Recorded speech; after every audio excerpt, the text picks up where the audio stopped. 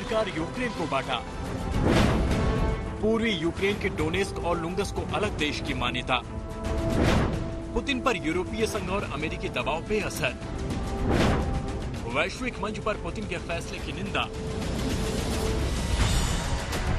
आखिरकार वही हुआ जिसका अंदेशा लंबे अरसे से लगाया जा रहा था। रूस के राष्ट्रपति व्लादिमीर पुतिन ने यूक्रेन के टुकड़े कर दिए। अपने राष्ट्र के नाम संबोधन में पुतिन ने ऐलान किया, पूर्वी यूक्रेन के डोनेस्क और लुंगस होंगे अलग देश। यूक्रेन का नाटो में शामिल होना रूस की सुरक्षा के लिए बड़ा खतरा होगा। यूक्रेन परमाणु हथियार बनाने की योजना में जुट गया है। यूक्रेन कठपुतली की तरह चलने वाला एक अमेरिकी उपनिवेश है। अमेरिका और नाटो ने मिलकर यूक्रेन को युद्ध का मैदान बना दिया है।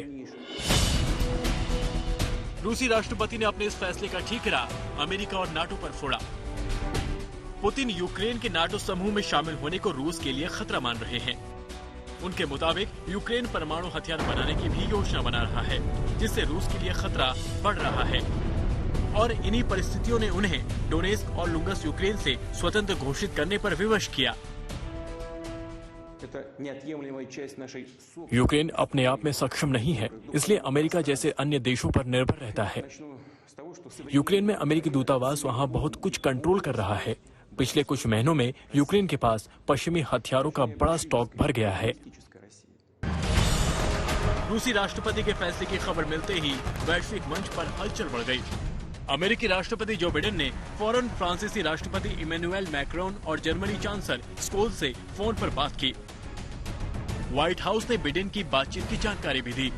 साथ ही अमेरिका ने पुतिन के इस फैसले के खिलाफ पाबंदियों का दस्तावेज भी तैयार कर लिया है। व्हाइट हाउस के मुताबिक अमेरिका पूर्वी यूक्रेन के अलगाववादी क्षेत्र पर आर्थिक समेत कई तरह की पाबंदियां लागू करेगा। साथ ही अमेरिका ने इस बात पर भी ऐलान किया है कि यूक्रेन पर युद्ध की विभीषिका की सूरत में जो राहत पैकेज दिया जाने वाला था, उससे अब पूर्वी यूक्रेन के डोनेस्क और लुंगस को बाहर रखा जाएगा। यूरोपीय संघ ने पुतिन के इस कदम की कड़े शब्दों में निंदा की है और इसे अंतर्राष्ट्रीय कानून का उल्लंघन करार दिया है। यूरोपीय काउंसिल के अध्यक्ष चार्ल्स मिशेल और यूरोपीय कमीशन के अध्यक्ष उर्सुला वॉन ने पुतिन के इस फैसले को मिन्स्क समझौते का भी उल्लंघन करार दिया है। अब देखना यह है कि रूसी राष्ट्रपति पुतिन के इस फैसले का यूक्रेन के आंतरिक हालात पर क्या असर होगा।